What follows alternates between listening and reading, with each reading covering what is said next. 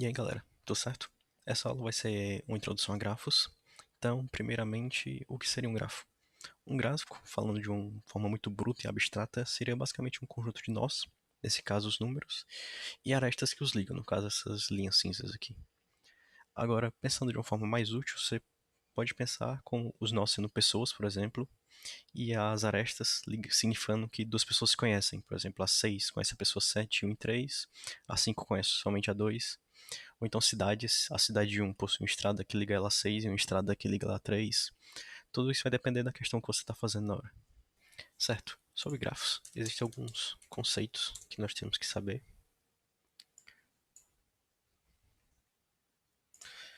Por exemplo, ordem. Ordem no grafo é basicamente o número de vértices. A ordem desse grafo é 7, por exemplo. Adjacência.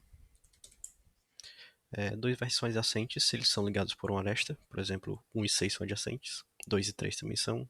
1 e 5 não são. O grau de um nó, o grau de um vértice, é basicamente o número de outros nós que eles são ligados a ele através de arestas. Por exemplo, o grau do 6 é 3, já que ele é ligado a 1, ao 3 e ao 7.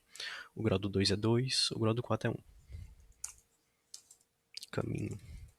Um caminho é uma sequência de arestas que liga dois nós. Por exemplo, 1, 3, 3, 2, 2, 5 é o caminho de 1 até 5.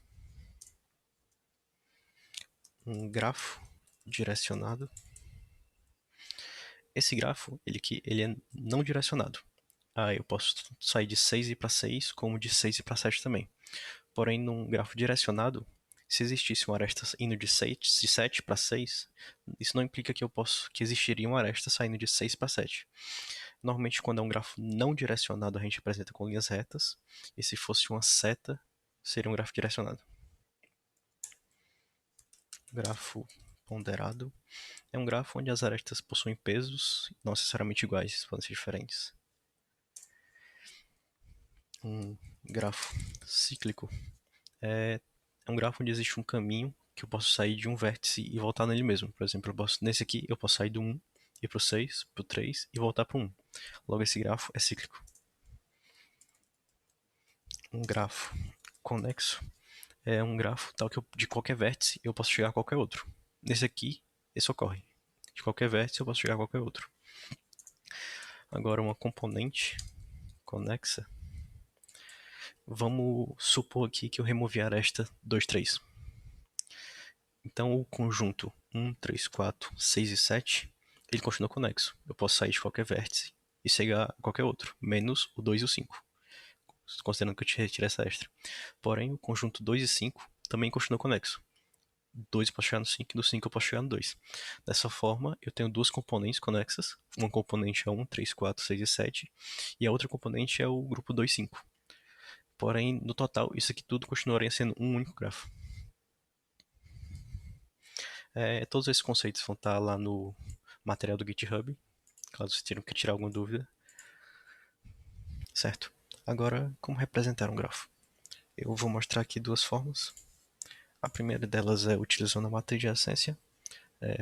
Nós, se a ordem do grafo ou ele tiver n vértices, nós utilizamos uma matriz n por n. No caso, para esse grafo, temos uma matriz 7 por 7 e usamos ela de tal forma que m de j é igual a 1 se existir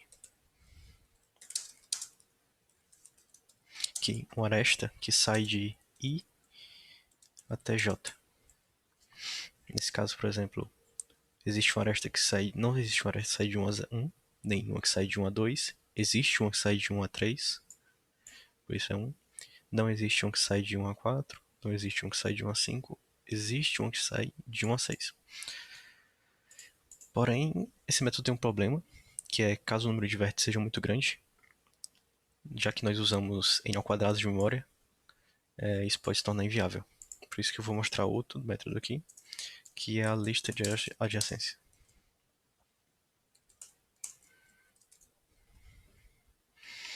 Nesse aqui, nós basicamente guardamos uma lista para cada nó, que contém os vértices a quais ele está ligado diretamente.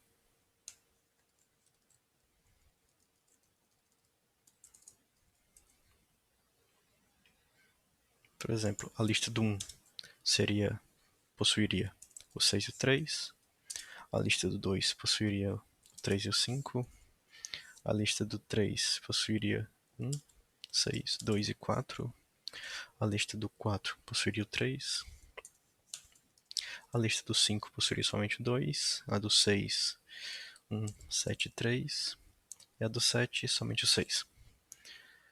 Podemos ver também que a quantidade de memória gasta é bem menor, né? Nós, para cada aresta, nós só guardamos dois valores, enquanto na outra nós temos que guardar todos os pares possíveis e dizer se ela existe ou não. Agora, como representar isso no código?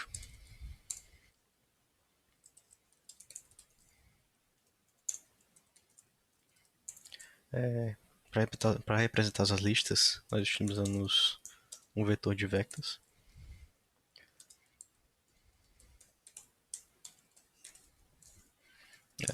Vamos dizer que o número de vértices máximo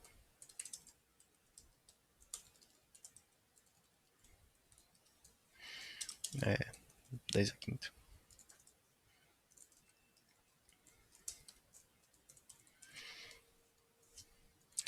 Aí a forma de se utilizar é basicamente para algum par de vértices tal que eu quero inserir uma aresta. Por exemplo, aqui o par 1, 6. Eu vou na lista do 1 e dou pushback no 6. E na lista do 6, eu dou um pushback no 1. Dessa forma, eu inserir a aresta e me permite tanto de 6 a 1 ou de 1 a 6. Se fosse um grafo direcionado, por exemplo, se essa aresta 7 6 fosse direcionada, eu só posso ir do 7 para o 6. Eu só iria na lista do 7 e daria um pushback no 6. Eu não iria na lista do 6 e daria um pushback no 7, se fosse direcionado. Ok, agora que a gente já viu o básico, como representar um grafo, dá pra gente ver como fazer busca ou percorrer um grafo. A primeira delas é a DFS, ou busca em profundidade.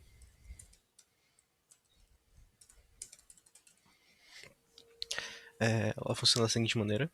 Nesse grafo aqui, por exemplo, você seleciona um nó inicial, por exemplo, 1, que a gente chama de nó raiz, e a partir dele você vai vendo nós adjacentes, pegando sempre o caminho mais profundo possível e depois retornando e fazendo a mesma coisa. Por exemplo, aqui, com a lista que eu tenho aqui, eu iniciaria no 1, percorreria a lista do nó 1 e desceria no 6. Agora eu processo nó 6. Como eu já visitei, ignoro. Agora o próximo da lista é o 7, processo 7, processo na lista do 7. Já visitei o 6, não tem mais nenhum nó para visitar, volto para o nó anterior. Nesse caso 6, já processei no 7, processo 3, que não foi visitado ainda. Na lista do 3, o 1 já foi visitado, o 6 já foi visitado. Visitaria o 2, agora processaria o 2. Na lista do 2, o 3 já foi visitado. Temos o 5, processaria o 5. No 5, o 2 já foi visitado, não sobrou nenhum e vamos voltando. No 2, voltamos pro 2, não sobrou nenhum também, sumimos de novo, voltamos pro 3. Ainda falta o 4, processamos o 4. No 4, o 3 já foi visitado, não tem nenhum restante, voltamos de novo para o 3. No 3, também não sobrou nenhum, voltamos para o 6, que foi quem chamou o 3. Não sobrou nenhum, voltamos para o 1. Como o 3 já foi visitado, não sobrará nenhum restante, e assim para a busca. É possível perceber que nessa busca aqui ele sempre tenta descer o máximo possível, depois retorna e busca um novo caminho, também descendo. Nesse caso ele fez 1, 6, 7. Como não foi mais possível descer nesse sentido, ele foi voltando para o 6, achou um caminho para o 3 e continuou descendo novamente. 2, 7, 2, 5. Como não deu mais para descer, voltou, desceu novamente, até não ter nenhum nó restante e retornou até a raiz. Por isso que é chamada de busca em profundidade. Certo. É bom perceber que nós nunca visitamos novamente um nó que já foi visitado anteriormente. Por exemplo, aqui, a gente saiu do 1, foi para o 6, do 6 para o 7, retornou do 6 para o 3, e perceba que o 3 tem uma aresta que vai para o 1. E se a gente fosse para o 1 ia chamar o 6 ia chamar o 3 novamente, e o 3 ia chamar o 1 novamente. Assim o código ficaria num ciclo e nunca ia parar. Para isso, a gente tem que lembrar de sempre marcar um nó que a gente já passou como visitado. Aí a gente usa basicamente um vetor, de tal forma que após processar um certo nó, a gente marca ele como 1. Agora, para codificar a função, sempre que a gente processa um nó, a gente marca ele como já visitado. A gente percorre a lista de adjacência dele.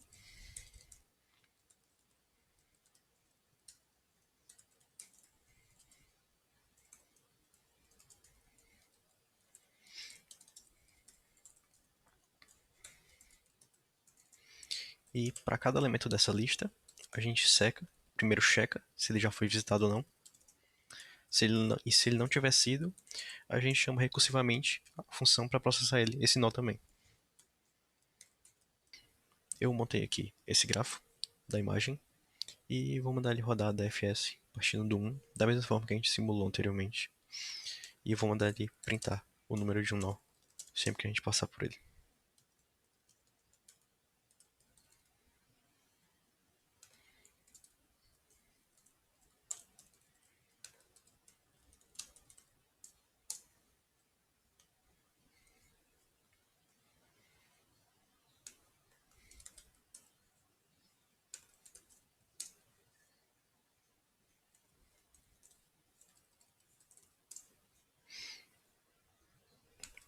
Era mais fácil para um arquivo.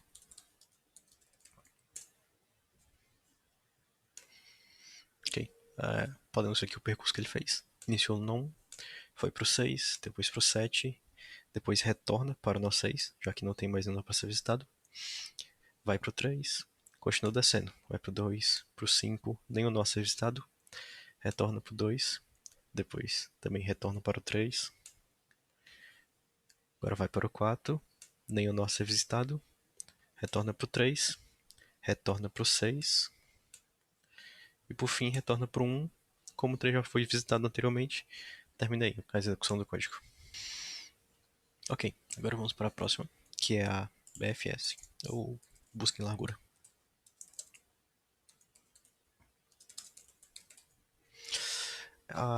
Primeiro vamos supor aqui que, por exemplo, existe uma certa linha aqui que separa os níveis, os nós em níveis. Por exemplo, o nível 1 está no nível 0, o nó 1 está no nível 0, os nós 6 e 3 estão no nível 1, 7, 2 e 4 estão no nível 2 e o nó 5 está no nível 3.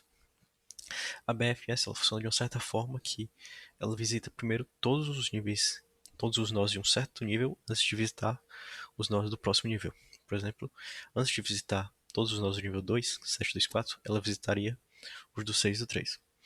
A forma que ela faz isso ela partindo do nó inicial, ela processa todos os filhos desse nó, em seguida processa os filhos dos filhos, e assim por diante. Por exemplo, a gente processa, iniciando do 1, a gente processaria 1, depois o 6 e o 3 do nível 1, depois os filhos deles, o 7, 2 e o 4, e somente o 2 tem filhos aqui, no caso, processaria o 5 para terminar. Para implementar a função de forma que o grafo seja percorrido nessa ordem, a gente vai utilizar um arquivo ou uma fila, e vai ser da seguinte forma: toda vez que a gente processar um nó, a gente joga os filhos dele para o final da fila.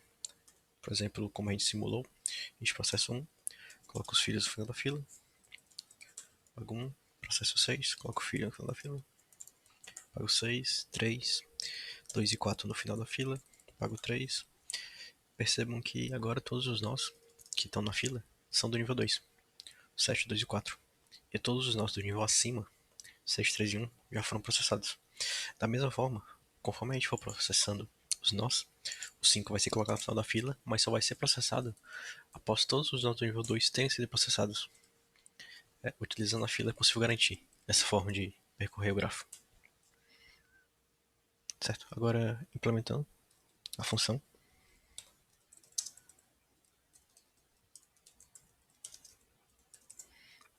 nós criamos aqui inicialmente, inserimos no inicial.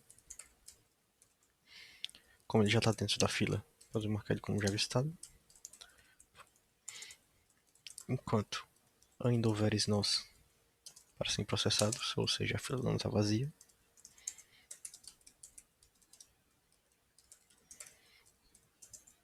como a gente já guardou o nó que está na frente da fila no atual, a gente pode dar pop já. Percorremos a lista de adjacência desse nó.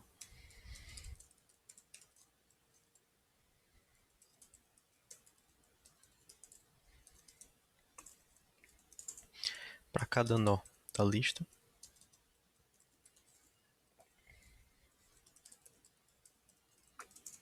se ele não tiver sido visitado ainda,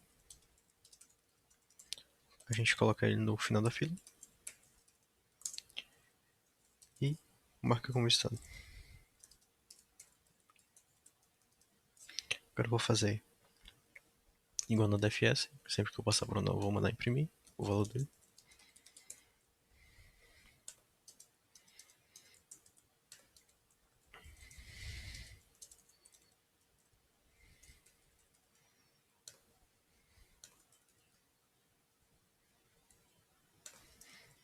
E vou mandar simular partindo do 1, o que a gente fez.